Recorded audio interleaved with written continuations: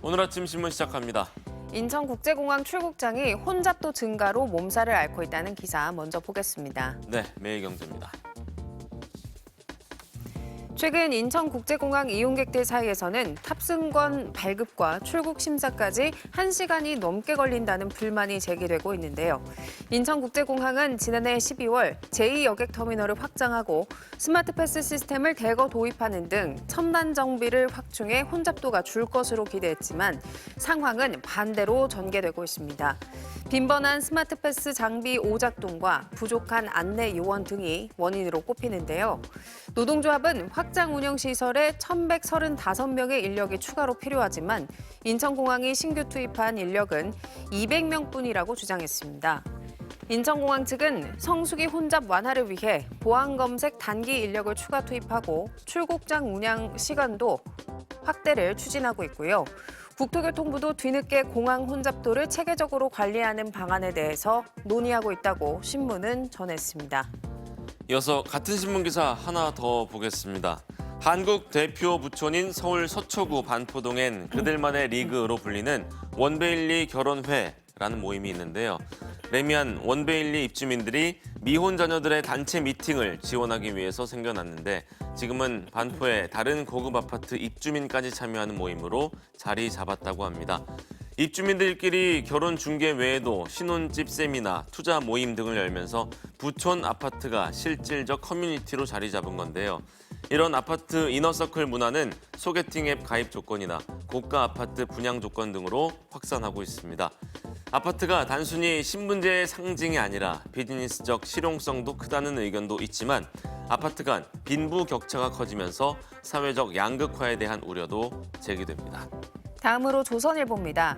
지난해 퇴직한 아이 돌보미는 2,400여 명으로 취업자 3,400여 명의 70%를 차지했는데요.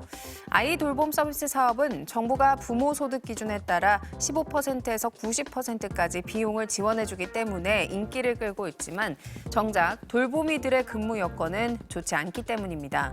올해 돌보미 시급은 12,180원으로 최저임금보다 2,000원가량 높은 수준이고요. 근무 시간이 짧아서 생활비도 충당하지 못하거나 이동 시간이 더 걸리는 경우도 있다고 합니다. 지침상 종합형 시간제 돌보미를 제외하고 가사 활동은 돌봄 업무에 포함되지 않지만 설거지 등 규정되지 않은 업무를 요청받는 일도 허다하다고 신문은 전했습니다. 이번엔 국민일보 볼까요? 극장이 익숙한 세대인 중장년층 사이에서도 OTT 이용률이 크게 늘면서 영화 관람객 수가 급감하고 있습니다. 코로나19 대유행 이후 급감한 뒤 가까스로 반등했던 영화관 관객 수는 지난해 4년 만에 하향 반전에 1억 2,313만 명을 기록했는데요. 반면 OTT 시장은 40대부터 70대 이상까지 이용률이 전부 상승했습니다.